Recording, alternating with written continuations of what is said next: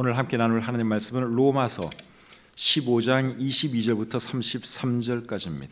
그러므로 또한 내가 너희에게 가려 하던 것이 여러 번 맡겼더니 이제는 이 지방에 일할 곳이 없고 또 여러 해 전부터 언제든지 서바나로 갈 때에 너희에게 가기를 바라고 있었으니 이는 지나가는 길에 너희를 보고 먼저 너희와 사귐으로 얼마간 기쁨을 가진 후에 너희가 그리로 보내주기를 바람이라. 그러나 이제는 내가 성도를 섬기는 일로 예루살렘에 가노니 이는 마게도냐와 아가야 사람들이 예루살렘 성도 중 가난한 자들을 위하여 기쁘게 얼마를 연보하였습니다. 저희가 기뻐서 하였거니와 또한 저희는 그들에게 빚진 자니 만일 이방인들이 그들의 영적인 것을 나눠 가졌으면 영적인 것으로 그들을 섬기는 것이 마땅하니라. 그러므로 내가 이 일을 마치고 이 열매를 그들에게 확증한 후에 너희에게로 들렀다가 서바나로 가리라. 내가 너희에게 나아갈 때에 그리스도의 충만한 복을 가지고 갈 줄을 아노라. 형제들아, 내가 우리 주 예수 그리스도의 성령의 사랑으로 말미암아 너희를 권하노니 너희 기도에 나와 힘을 같이하여 나를 위하여 하나님께 빌어 나로 유대에서 순종하지 아니하는 자들로부터 건짐을 받게 하고 또 예루살렘에 대하여 내가 섬기는 일을 성도들이 받을 만하게 하고 나로 하나님의 뜻을 따라 기쁨으로 너희에게 나아가 너희와 함께 편히 쉬게 하라. 평강의 하나님께서 너희 모든 사람과 함께 계실지어다. 아멘.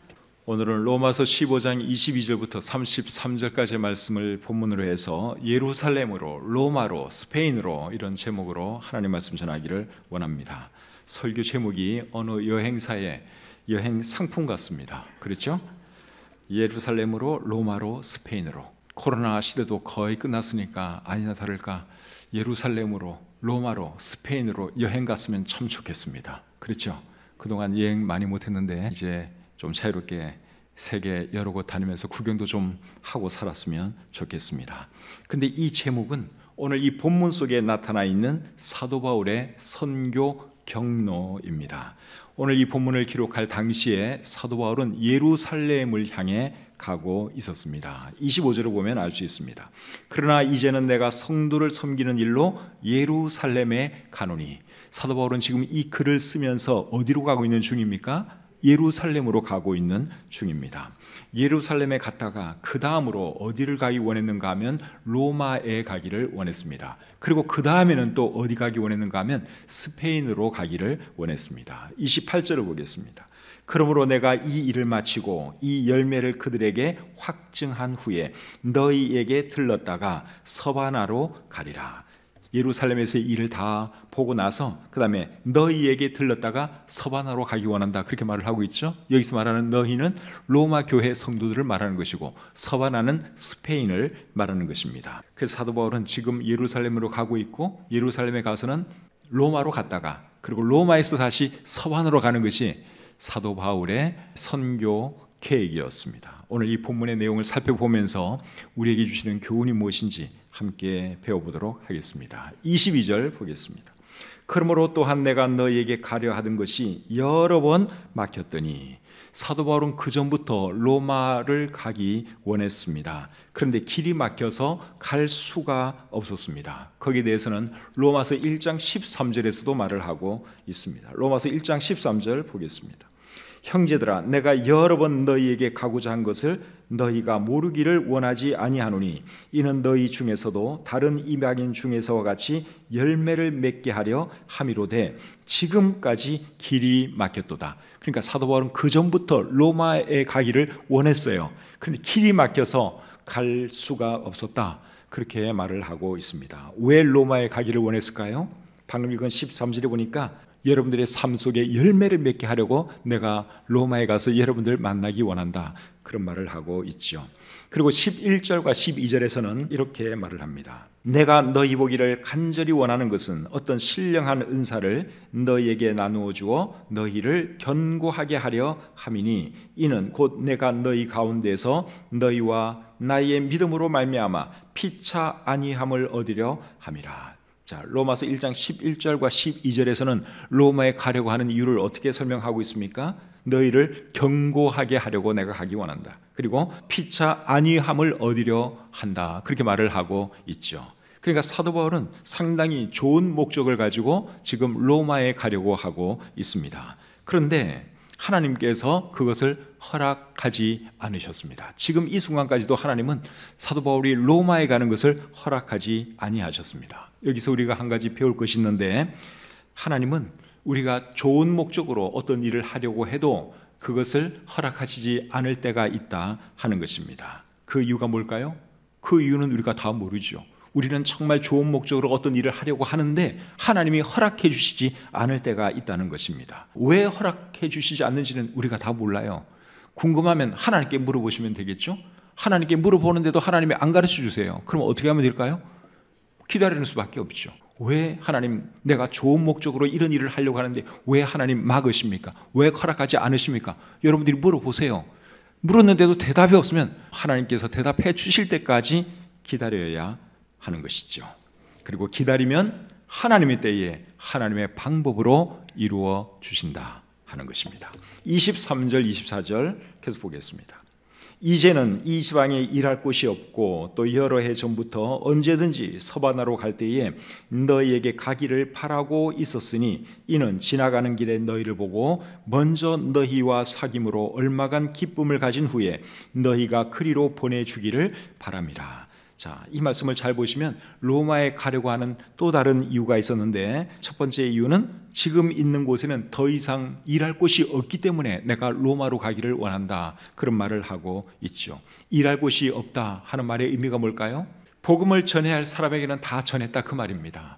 이제 더 이상 내가 복음 전할 곳이 없다 그 말이죠. 복음을 전하는 것은 사도 바울의 책임이고, 복음을 들은 사람들이 믿을 것이냐 말 것이냐, 그것은 누가 결정할 문제예요?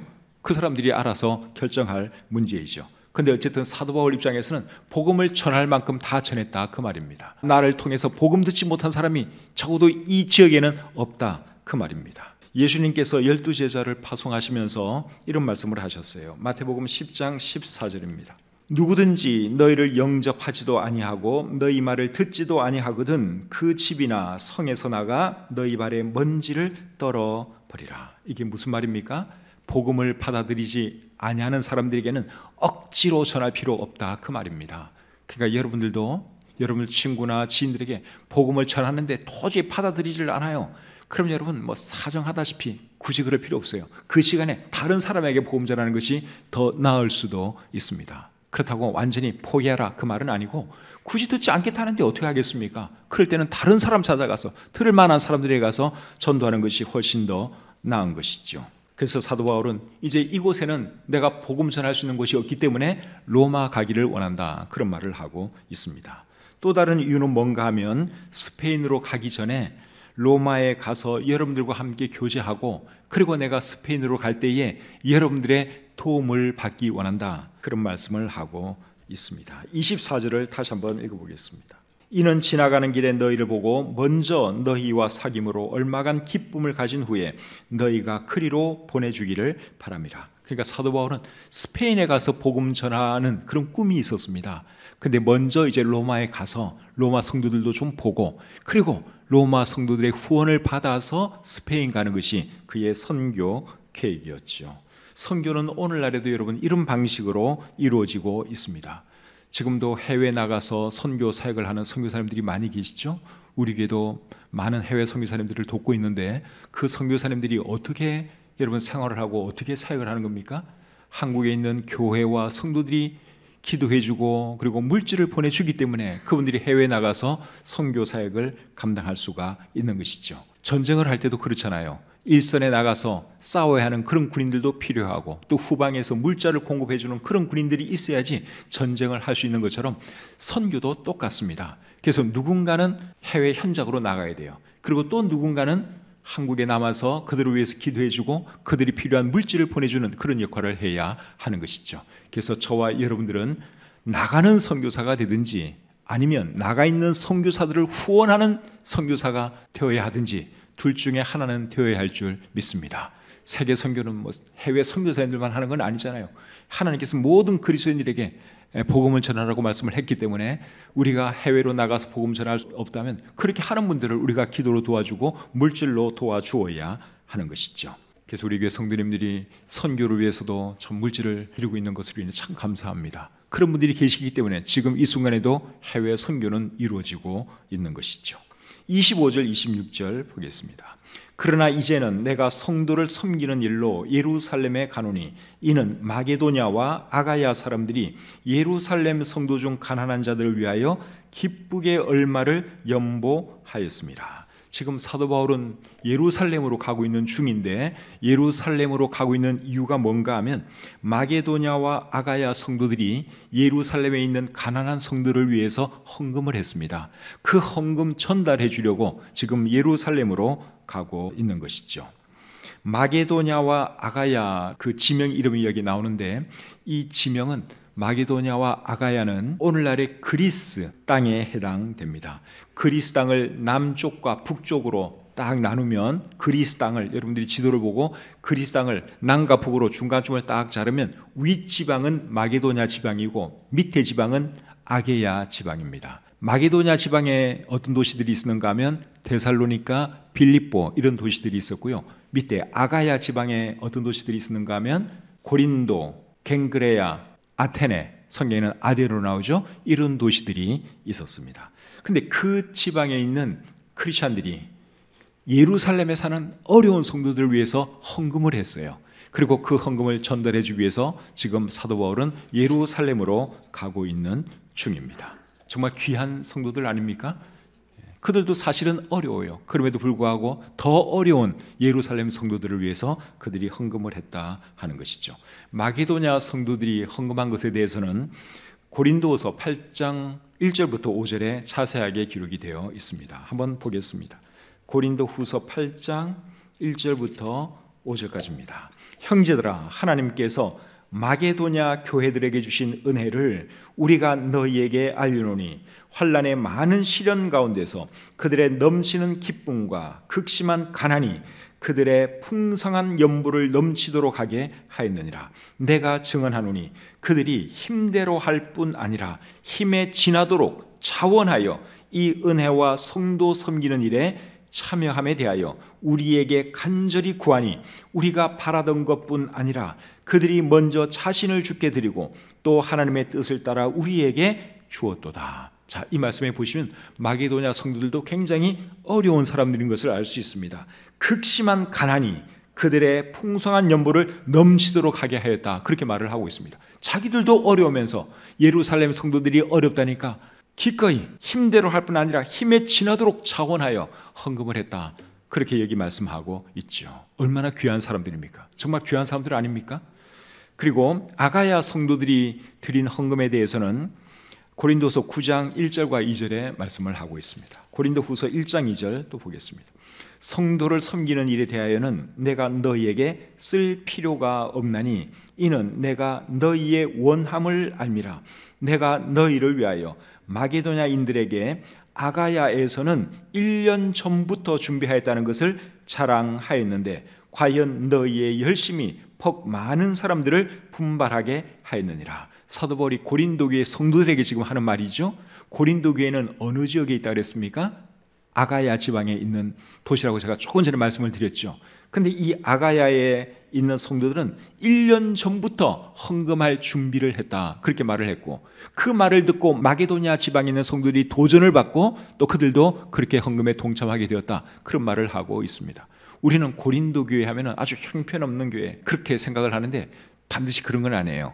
드리는 면에 있어서는 너무너무 잘한 것을 우리가 볼 수 있습니다. 그래서 우리도 헌금을 할 때는 마게도냐 성도들처럼 그리고 아가야 지역에 있는 성도들처럼 그렇게 준비해서 해야 하는 것이고 희생적으로 해야 하는 것이죠. 그렇게 헌금하는 분들이 우리 교회에 상당히 많이 계십니다. 정말 희생적으로 본인도 어려우면서 하나님의 일을 위해서 또 세계 선교를 위해서 헌금하는 분들이 우리 교회에 많이 계세요. 정말 귀한 분들이라고 생각하는데 하나님께서 그분들 축복해 주시기를 바라고 아직까지 여러분들이 헌금에 동참하지 않고 있으면 여러분 하나님 나라의 확장을 위해서 세계 선교를 위해서 여러분들도 헌금에 동참할 수 있기를 우리 주님의 이름으로 부탁드립니다. 27절 말씀 계속 보겠습니다. 저희가 기뻐서 하였거니와 또한 저희는 그들에게 빚진 자니 만일 이방인들이 그들의 영적인 것을 나누어 가졌으면 육적인 것으로 그들을 섬기는 것이 마땅하니라. 자, 이번에는 바울이 어떤 말을 하는가 하면 이방인들이 유대인들을 위해서 헌금한 것은 마땅한 것이다, 그렇게 말씀을 하고 있습니다. 왜 마땅한 것이라고 말하는가 하면 이방인들은 유대인들에게 복음의 빚을 진 사람들이죠. 그리고 유대인들의 영적인 것을 나눠 가진 사람들입니다. 우리가 유대인들 때문에 참 예수 그리스도를 선물로 받게 되었고 또 예수님을 알게 되었고 하나님을 알게 되었잖아요. 성경을 우리가 지금 보고 있는데 이게 다 유대인들이 성경을 기록하고 또 보존하고 그렇게 해서 우리가 지금 성경도 보고 있는 것입니다. 그런 의미에서 우리도 다 유대인들에게 빚진 사람들이에요. 복음의 빚을 진 사람들이에요. 예수님이 유대인이었죠. 12제자 다 유대인이었습니다. 사도 바울도 유대인이었습니다. 유대인들의 노력 때문에 우리가 하나님을 알게 된 것이고 또 예수님을 믿게 된 것이죠. 그런 뜻에서 사도 바울은 이방인들이 유대인들을 위해서 헌금하는 것은 너무너무 당연한 거다. 그들의 영적인 복을 함께 나누어 가졌으니 얼마든지 그렇게 할 수 있는 것이다, 그렇게 말을 하고 있는 것이죠. 그래서 우리도 이방인으로서 유대인들에 대해서는 어떤 마음을 가져야 하느냐? 고마워하는 마음을 가져야 합니다. 유대인들을 막 미워하는 사람들도 없지 않아 있는데 유대인 미워하면 안 되고요. 유대인들 사랑해야 됩니다. 그리고 유대인들에 대해서 고마워하는 마음을 가지고 살아야 하는 것이죠. 그리고 27절에서 말씀한 이 원리를 사도 바울은 사역자들과 성도들 간에도 적용해서 말을 합니다. 그 말하는 것은 고린도전서 9장 11절에 나옵니다. 고린도전서 9장 11절을 보겠습니다. 우리가 너희에게 신령한 것을 뿌렸은즉 너희의 육적인 것을 거두기로 과하다 하겠느냐. 이게 무슨 말인지 이해는 되시죠? 사역자들이 영적인 것을 제공했으면 성도들은 육적인 것을 또 이렇게 제공해 줘야 한다, 그 말입니다. 우리 사역자들은 복음 전하는 일을 하잖아요. 하나님 말씀을 연구해서 이렇게 가르치는 일을 하고 있죠. 저나 우리 사역자들은 여러분들처럼 세상에서 돈 버는 그런 일을 하지 않습니다. 교회 섬기고 또 하나님 말씀 준비해서 가르치는 일만을 하고 있습니다. 그렇기 때문에 우리가 영적인 것을 제공하면 성도님들은 또 육적인 것을, 물질적인 것을 이렇게 제공해 주는 것이 맞다, 그 말인 것이죠. 맞는 말이죠? 그러니까 여러분들이 교회 오셔서 헌금을 할 때 어떻게 해야 되겠어요? 풍성하게 하셔야 되겠죠? 아니에요? 아까워요? 11조도 하셔야 되지 않겠습니까? 여러분들이 헌금 생활을 제대로 안 하고 11조 생활 안 하면 이제 저나 우리 사역자들이 다 나가서 일을 해야 됩니다. 우리도 돈 벌면서 이제 사역을 할 수밖에 없는데 그렇게 하면 사역의 퀄리티가 많이 떨어질 수밖에 없죠. 그래서 우리가 열심히 사역하는 만큼 또 성도님들은 세상에서 열심히 일하고 그리고 교회 와서 하나님께 헌금을 하면은 우리가 또 그것을 가지고 하나님께 주시는 그것을 가지고 우리가 생활도 하고 또 살아갈 수가 있는 것이죠. 그러니까 여러분들이 교회 오셔서 헌금할 때는 째째하게 하지 마시고 후하게 하셔요. 여러분들이 후하게 하셔야지 저와 우리 사역자들이 좀 살아간다니까요. 우리 사역자들 보면 제가 굉장히 미안할 때가 있어요. 사역을 10년, 20년 한 그런 사역자로 할지라도 그 생활비를 보면요, 대학 졸업해가지고 사회 나가서 초복 맞는 것 받아도 못해요. 그러니까 정말 제가 미안하죠. 그러니까 다 희생하는 마음으로 그렇게 하고 있는 것입니다. 근데 우리 교회가 재정적으로 풍성하면 더 많이 드릴 수도 있겠죠. 그래서 우리 교회 재정을 위해서 여러분들이 기도해 주시고 또 많은 분들이 지금 잘하고 계세요. 너무너무 감사하게 생각하고 있습니다. 갈라디아서 6장 6절에 이런 말씀이 있습니다. 가르침을 받는 자는 말씀을 가르치는 자와 모든 좋은 것을 함께 하라. 아멘입니까? 예. 가르침을 받는 자는 말씀을 가르치는 자와 모든 좋은 것을 함께 하라 그랬으니까 여러분들이 사역자들을 위해서 늘 생각도 해주시고 기도도 해주시고 지난 설날 때도 우리 성도님들이 선물을 많이 주셔서 저와 우리 사역자들이 얼마나 큰 격려가 됐는지 모릅니다. 그런 분들에게 이 자리를 빌어서 진심으로 감사를 드립니다. 28절 말씀 계속 보겠습니다. 그러므로 내가 이 일을 마치고 이 열매를 그들에게 확증한 후에 너희에게 들렀다가 서바나로 가리라.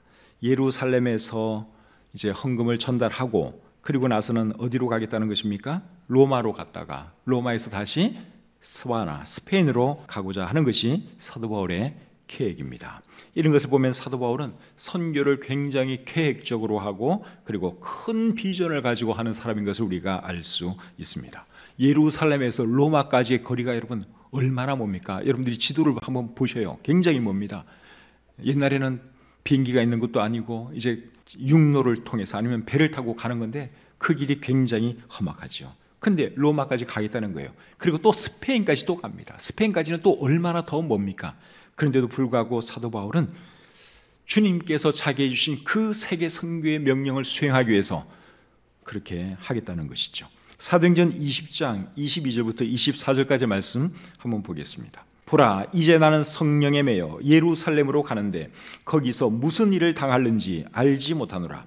오직 성령이 각 성에서 내게 증언하여 결박과 환난이 나를 기다린다 하시나 내가 달려갈 길과 주 예수께 받은 사명 곧 하나님의 은혜의 복음을 증언하는 일을 마치려 하면은 나의 생명조차 조금도 귀한 것으로 여기지 아니하노라. 예루살렘에 가면 어떤 위험이 자기를 기다리고 있는 거 사도 바울이 잘 알고 있어요. 그럼에도 불구하고 지금 예루살렘으로 가고 있습니다. 그리고 또 로마로 가면 거기서 어떤 일을 당할 걸지 알고 있어요. 그럼에도 로마로 가겠다고 사도 바울은 말씀하고 있는 것이죠. 이런 것을 보면 사도 바울이 얼마나 대단한 사람인가 하는 것을 우리가 알 수 있습니다. 이런 바울을 저와 여러분들도 조금이라도 본받을 수 있기를 바랍니다. 마가복음 16장 15절에서 예수님이 이렇게 말씀을 하셨죠. 너희는 온 천하에 다니며 만민에게 복음을 전파하라. 사도행전 1장 8절에서는 또 이렇게 말씀을 하셨습니다. 오직 성령이 너에게 임하시면 너희가 권능을 받고 예루살렘과 온 유대와 사마리아와 땅 끝까지 이르러 내 증인이 되리라. 이 말씀은 예수님이 사도 바울에게만 주신 게 아니에요. 우리 모두에게 주신 말씀입니다. 그래서 우리도 사도 바울의 100분의 1만큼이라도 1000분의 1, 만분의 1만큼이라도 우리가 세계 선교에 대해서 관심을 가지고 또 이웃 영혼들에 대해서 관심을 가지고 살아갔으면 좋겠습니다. 29절 계속 보겠습니다. 내가 너희에게 나아갈 때에 그리스도의 충만한 복을 가지고 갈 줄을 아노라. 내가 여러분들에게 갈 때 그리스도의 충만한 복을 가지고 갈 것이다. 그렇게 말을 하고 있는데 그리스도의 충만한 복이 뭘까요? 그리스도의 충만한 복. 그리스도 자체가 사실은 복이죠. 예수 그리스도의 복음이 복이고 그리스도 안에서 만나 교제하는 것도 복입니다. 그래서 사도 바울이 로마에 있는 성도들을 만나서 교제할 것을 생각하니까 너무너무 기대가 컸던 것이죠. 그래서 그가 한 말이 내가 너희에게 나아갈 때에 그리스도의 충만한 복을 가지고 가겠다. 그렇게 말을 한 것입니다. 우리가 그리스도의 복음으로 구원받고 그리스도 안에서 만나 교제하는 것이 복이라고 하는 것을 여러분 알고 계십니까? 여러분들이 오늘 이렇게 주일에 교회에 나와서 하나님을 예배하고 사랑하는 성도들과 함께 인사 나누고 교제하는 것이 이게 여러분 엄청난 큰 복이라고 하는 것을 잊지 마시기를 바랍니다. 주일인데도 불구하고 그 교회 안 오는 분들은 이 복을 지금 놓치고 있는 거예요. 여기 나오니까 사랑하는 분들 만나잖아요. 사랑하는 우리 성도님들 만나서 얼굴 보며 교제할 수가 있잖아요. 이게 여러분 얼마나 감사하고 얼마나 큰 축복입니까?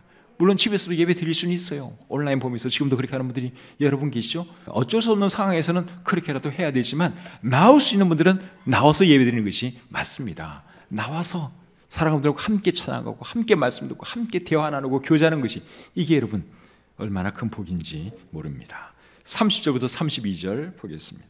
형제들아 내가 우리 주 예수 그리스도와 성령의 사랑으로 말미암아 너희를 권하노니 너희 기도에 나와 힘을 같이하여 나를 위하여 하나님께 빌어 나로 유대에서 순종하지 아니하는 자들로부터 건짐을 받게 하고 또 예루살렘에 대하여 내가 섬기는 일을 성도들이 받을 만하게 하고 나로 하나님의 뜻을 따라 기쁨으로 너희에게 나아가 너희와 함께 편히 쉬게 하라. 방금 읽은 이 말씀은 사도 바울이 로마에 있는 성도들에게 기도 부탁하는 내용입니다. 세 가지 기도 부탁을 했는데 첫 번째 기도 부탁은 유대에서 믿지 않는 사람들에게 화 입지 않도록 해달라고 기도 부탁을 했습니다.